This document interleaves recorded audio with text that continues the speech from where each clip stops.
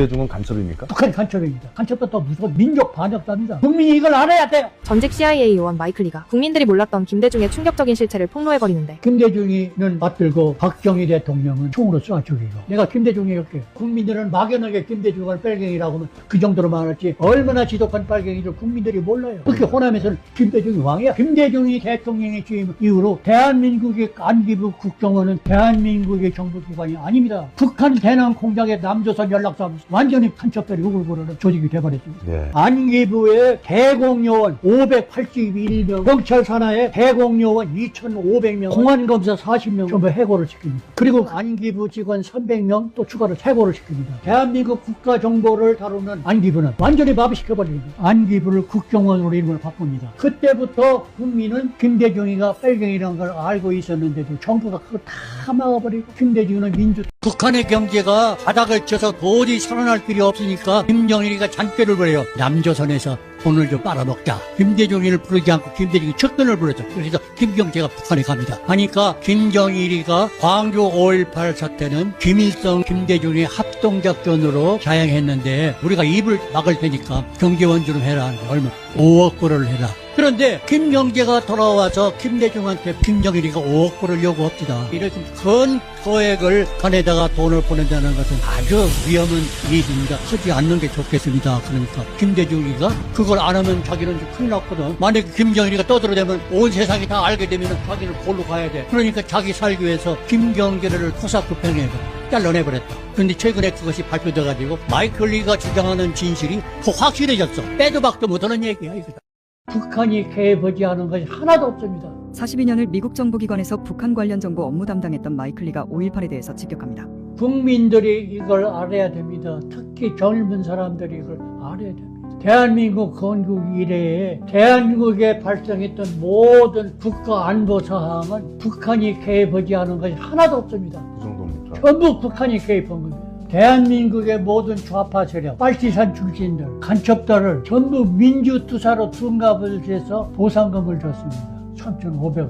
내가 어떻게 그 정보를 알느냐? 나는 CIA 출신이에요. 미국 국가의 기밀 사항에 묶여 있어요. 이 현대사를 젊은 사람들이 제발 좀 알기를 원합니다. 5.18은 분명히 북한 공작단하고 김대중 세력이 합동으로 일으킨 반국가 폭동입니다. 2020년 5월 12일 국가기밀과 해제된 국무부 외교 문서가 발표가 됐어요. 5.18에 관한 문서가. 왜 이 사실을 또 국민들이 모르죠? 모르고 있는데 이제 알아요. 81년도에 대법원에서 5.18 사태는 국가 전복을 목적으로 하는 북한과 김대중이 합작을 일으킨 국가 반란 사건이라는 판결을 내렸습니다. 땅땅. 2002년 6월에 전자개표기가 처음 도입되고 2003년 노무현 당선자가 나왔던 그 대통령 선거에 쓰였는데, 선거가 끝나고 나서 아이고 우리 장비를 써줘서 고맙습니다 하고 선관위에 돈을 건넸다가 전자개표기 업체 대표가 구속됩니다. 그런데 구속된 그 업체 유재화 대표가 수사 과정에서, 그리고 투옥 중에서 진술한 내용이 있어요. 자기네 업체 장비로 부정선거를 했다고 말입니다. 1번 찍은 투표용지 안에 2번 찍은 투표용지를 섞어 넣는 기술도 가능하다. 청문회에 불러주면 양심적으로 증언하겠다 라고 됐죠. 물론 사람들은 설마 그럴 리가 있어? 그런데 놀랍게도 김어준도 부정선거가 가능하다면서 다큐를 만들게 됐습니다. 전자개표기는 얼마든지 투표용지를 원하는 곳으로 보낼 수 있다는 거죠. 그런데 이 부정개표기를 도입하기 위해서 처음 주문 제안을 했던 게 김대중 정권이라는 겁니다. 개표기를 만든 관우정보기술의 유재화 대표는 속았다라는 한마디로 그 상황을 다 정리했습니다. 당시 전자개표기 제작을 주도한 게 김대중, 이해찬, 박지원이라는 겁니다. 민족 반역자입니다. 김대중이가 신민당 총재를 할 때에 성북구의 국회의원 출신 이철이를 만나가지고 서울대 학생운동하고 이 사람이 좌경운동의 학생운동 선두주자 불렀어요. 이동무. 지금 국제정세요, 국내정세가 우리에게 아주 유리하게 돌아가고 있어. 그러니까 나 혼자 힘드니까 이동무도 같이 와서 협력해줘. 프로레타리아 해방을 위해서 같이 투쟁. 내가 10억을 줄 테니까 또 가지고 같이 하자. 이철이가 그 예를 들었는데, 내가 이념적으로 내가 이 투쟁을 하지만 난 북한이 간첩은 아니다 이거야. 고민을 했어요.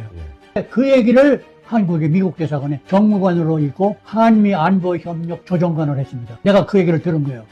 실제 있었던 얘기를 그대로 고백을 해요. 그 얘기를 타자로 쓰지 않고 찍지 않고 손으로 자필을 써가지고 이철이가 사인하는 성북 갑고 국회의원이 생년월일 며칠 하고서 주소 먹어서 자기가 사인한 것을 사진을 찍어가지고 사진을 월간조선에 실습니다. 타자로 치면은 기자들이 조작할 수 있잖아요. 그때부터 국민은 김대중이가 빨갱이라는 걸 알고 있었는데도 정부가 그걸 다 막아버리고 김대중은 민주투사로 봤답니다. 김대중 혼자만 간첩이 아니에요. 북한의 좌파들이 그렇게 했습니다. 그런 김대중이를 김대중은 간첩입니까? 간첩 아니라 그 사람은 사형을 50번을 해도 시원치 않아요.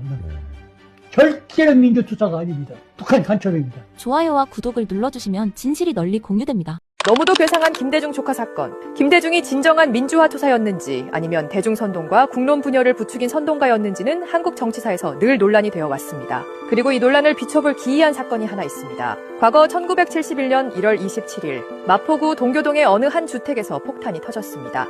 폭발이 워낙 컸던 탓에 그 굉음에 놀란 인근 주민들이 모두 집 밖으로 뛰쳐나왔고 폭발 진원지는 제7대 대선을 앞둔 김대중 후보의 자택으로 밝혀졌습니다. 가뜩이나 정부 탄압을 주장하던 김대중 측을 의식해 대선의 악영향을 우려한 정부는 즉시 진상조사위원회를 꾸리고 범인 검거에 100만 원의 현상금을 내걸며 수사에 총력을 기울였습니다. 그리고 14일 만에 잡힌 범인은 놀랍게도 김대중의 15살 조카 김홍준이었습니다.